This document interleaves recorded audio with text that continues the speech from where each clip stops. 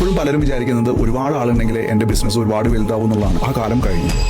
ഇന്നൊരു ബിസിനസ്സിൽ പ്രധാനമായിട്ട് വേണ്ടത് ഒരു ഫൗണ്ടറും ഒരു കസ്റ്റമറുമാണ്. വെറും 2 പേര് മതി.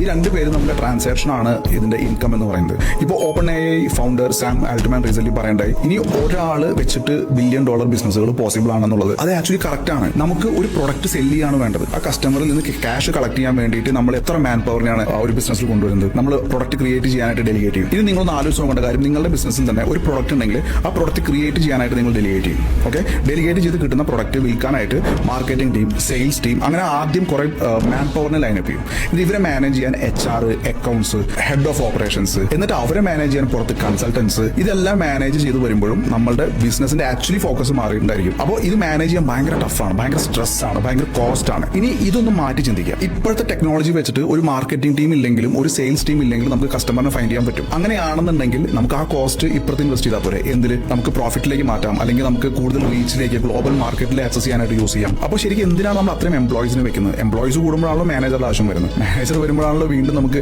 പുറത്ത് കൺസൾട്ടന്റ് വെച്ചിട്ട് ഡെയിലി KPIs മോണിറ്റർ ചെയ്യേണ്ടി വരുന്നത്. സോ തിങ്ക്, ഇന്ന് ഒരു 1 പേഴ്സൺ ബിസിനസ് പോസിബിൾ ആണ്. ഏറ്റവും പ്രധാനമായി നിങ്ങൾ മനസ്സിലാക്കേണ്ടത്, നിങ്ങളുടെ പ്രൊഡക്റ്റ് കസ്റ്റമർ വാങ്ങുമ്പോൾ നിങ്ങൾക്ക് റവന്യൂ കിട്ടുമെങ്കിൽ അതിന് മാക്സിമം മാർജിൻ നിങ്ങൾക്ക് എടുക്കണമെങ്കിൽ നിങ്ങൾ കോസ്റ്റ് കട്ട് ചെയ്യണം. Think about this. നമ്മൾ ഇനിയെങ്കിലും ഇത് മാറ്റി ചിന്തിക്കേണ്ടത് ആവശ്യമാണ്. ഇപ്പോഴും പലരും വിചാരിക്കുന്നത് ഒരുപാട് ആളുണ്ടെങ്കിൽ എൻ്റെ ബിസിനസ് ഒരുപാട് വലുതാവും എന്നുള്ളതാണ്. ആ കാലം കഴിഞ്ഞു.